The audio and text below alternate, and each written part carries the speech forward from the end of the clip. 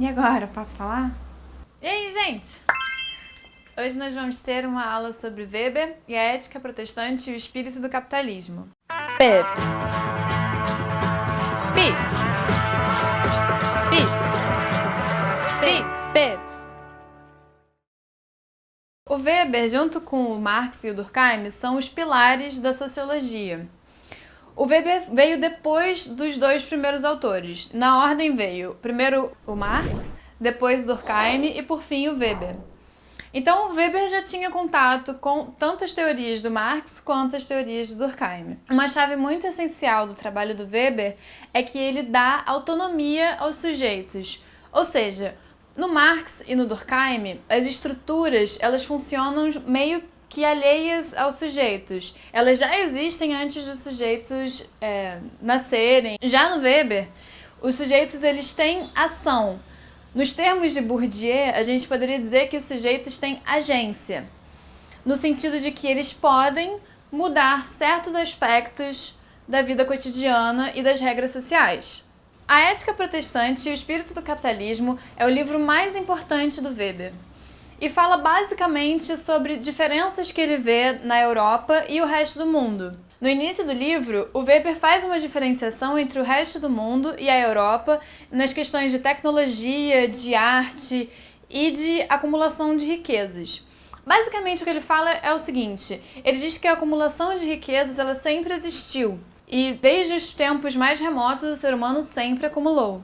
Além disso, em outros lugares como a China, você já tinha tecnologias muito desenvolvidas. E em lugares como o Egito e no Oriente Médio, você teve a criação da matemática. Enfim, em vários lugares do mundo, você via diferentes ascensões tecnológicas e artísticas e relativas ao capital e ao acúmulo de riquezas, que, nesse sentido, a Europa estava andando no mesmo ritmo.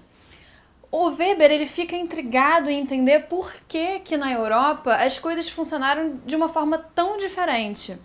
Ele escreve isso, é bom a gente se situar, no século XIX. E o Weber tem esse estalo quando ele vai para os Estados Unidos e ele percebe que tem alguma coisa estranha acontecendo ali, porque a diferença dos Estados Unidos para a Europa já era muito nítida naquele momento. No sentido de que os Estados Unidos já tinha uma produção muito grande e uma forma diferente de articular a sociedade que ele não via na Alemanha. Basicamente, para ele, o que aconteceu na Europa e que não aconteceu no resto do mundo foi um processo de racionalização. A racionalização ela é um processo de acúmulo, ao mesmo tempo que ligado a outros aspectos da vida social.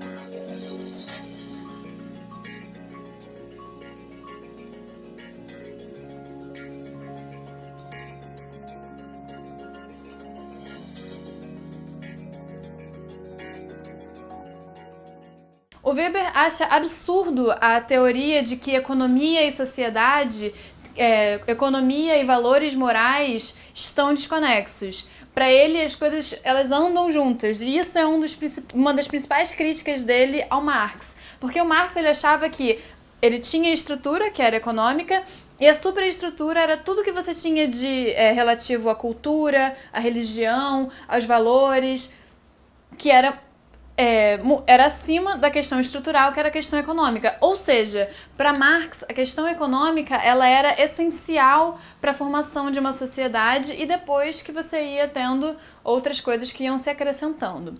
Para o Weber, não. As duas coisas elas acontecem juntas. E quando ele faz essa viagem para os Estados Unidos, ele começa a tentar entender o que está acontecendo lá de diferente.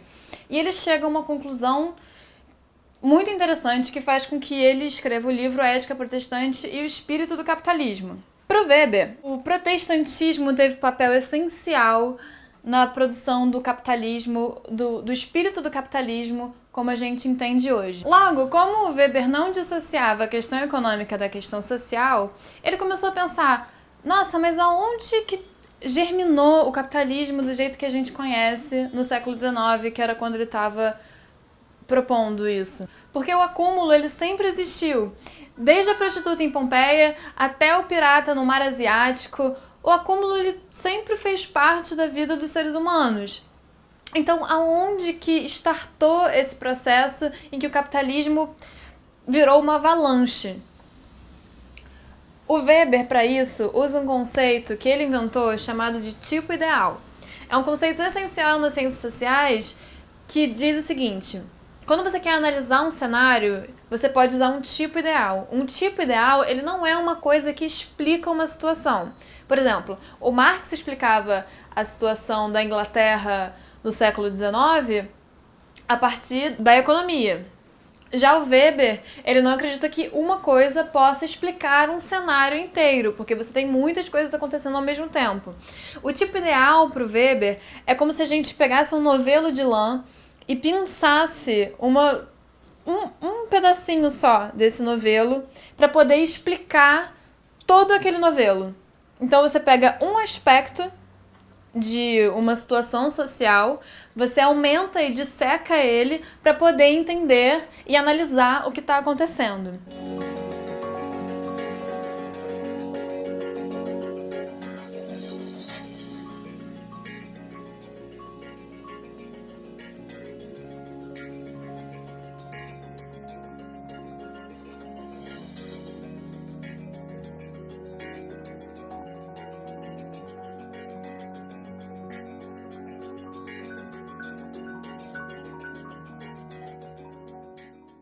A partir do conceito de tipo ideal, ele pinça o protestantismo, que para ele é essencial para entender como o capitalismo foi se racionalizando, que foi o que a gente falou antes. Essa racionalização tem a ver com os meios tecnológicos e burocráticos que a Europa começou a fazer antes do resto do mundo. A racionalização e a análise a partir de um tipo ideal vão fazer com que ele consiga ter um conceito de espírito do capitalismo. E para a gente entender o espírito do capitalismo, a gente precisa também entender um pouco de história. No século XVI, houve a Reforma Protestante, feita por Martim Lutero, que foi essencial para a história da Europa. Basicamente, Lutero ele ficou muito embrutecido com a questão da venda de indulgências pela Igreja Católica. Ele achava um absurdo você vender o perdão divino para as pessoas. Com isso, ele resolveu que ele precisava fazer algum tipo de transformação na igreja. Ele era uma pessoa com muita fé e ele acreditava que as pessoas deviam ter acesso direto, por exemplo, a ler a Bíblia. Então ele traduziu a Bíblia e começou a espalhar em toda a Europa a importância de você ter contato direto com o seu Deus e você não precisar de uma instituição para mediar isso. Calvino se apropriou das mesmas questões e acreditava que você deveria ter contato direto com o seu Deus sem precisar de uma instituição. Mas Calvino foi além de Lutero. Alguns aspectos essenciais do puritanismo e do calvinismo são a questão vocacional, onde Deus te dá uma vocação, que é o seu trabalho, que vai ser o seu trabalho. Então, um homem, uma pessoa, ela precisa ser devota no seu trabalho e na sua vocação, porque ela é uma dádiva que foi dada por Deus. O segundo aspecto muito importante no calvinismo é que Deus, ele fez esse mundo e ele já escolheu quem são os predestinados à salvação eterna. E depois, ele meteu o pé. Então, Calvino, ele pregava que ninguém sabe se é salvo, se vai ir para o paraíso depois que morrer. Portanto, os crentes, eles não sabiam se eles seriam salvos ou não. O próprio Calvino falava que ele não sabia que ia ser salvo, mas ele tinha quase certeza que ele seria salvo. Daí ele vem com umas questões que são importantes para você, enquanto crente, saber se você seria salvo ou não. Ele fala que a questão número 1 é quando você tem fé. Se uma pessoa tem fé, se ela tem fé no seu Deus, se ela conversa com o seu Deus, e ela tem fé de que tudo que acontece tem um propósito divino e é feito com o aval de Deus, então ela muito provavelmente será escolhida. A falta de fé, ela é um aspecto crucial para você entender que você não será salvo. Mas além disso, você não sabe efetivamente, não existe nenhuma prova, ninguém pode te dizer se você será salvo ou não. Esses dois aspectos essenciais do calvinismo faziam com que as pessoas que eram puritanas, que levavam esse estilo de vida, elas tivessem uma vida muito frugal e simples. Porque se tudo tem que ser feito para Deus, e se tudo é um presente de Deus, você não pode viver de confortos e luxos e de prazeres carnais e pagãos. Você tem que fazer todas as coisas da vida cotidiana pensando na fé em Deus e na crença na divindade. O que isso acarretou no final das contas? As pessoas acumulavam, especificamente os calvinistas, eles acumulavam riquezas e eles não dispersavam essa riqueza. Porque para eles, qualquer tipo de dispersão dessas riquezas era não estar agindo em paralelo com o seu próprio Deus. Logo, se um calvinista tivesse um negócio, ele ia usar esse dinheiro para aperfeiçoamento do seu negócio. E não para gastar em conforto, em casa, em comida luxuosa, em nada que tivesse fora de um estilo de vida frugal e devoto a Deus. Esse tipo de lógica é o que o Weber chama de espírito do capitalismo. O espírito do capitalismo, ele une a acumulação com um estilo de vida frugal e o aperfeiçoamento e o reinvestimento desse dinheiro no próprio negócio.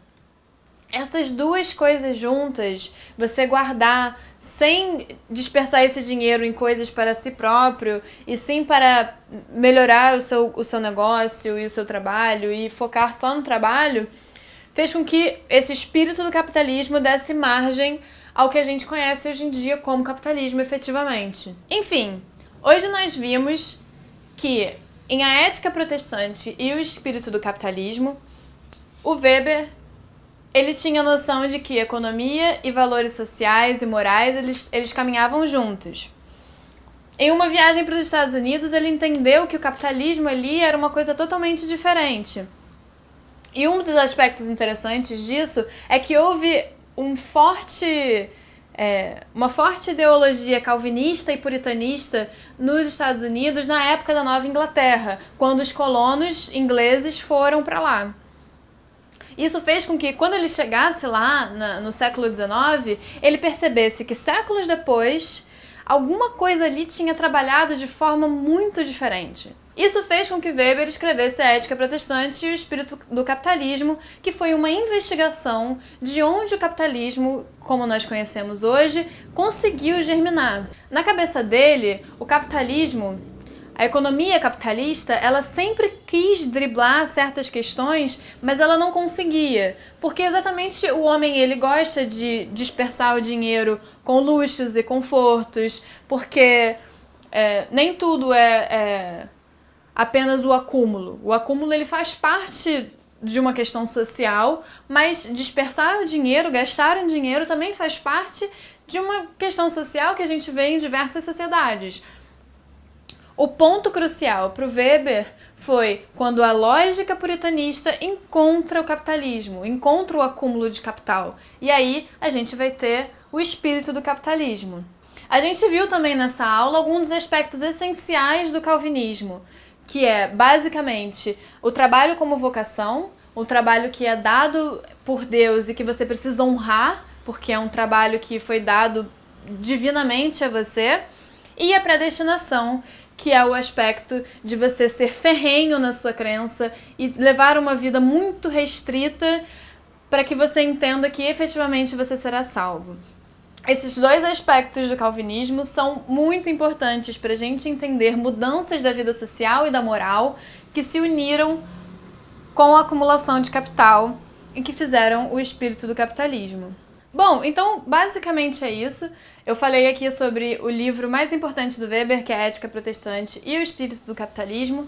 Se você tiver mais curiosidade de entender melhor a religião puritana e o calvinismo, existe um filme chamado A Bruxa, que é de 2016, se não me engano, que é um suspense que trata bastante sobre como era a vida de uma família puritana nos Estados Unidos no século XVII. Se vocês ainda tiverem alguma dúvida, vocês podem me escrever aqui nos comentários, que eu vou ter o maior prazer de responder.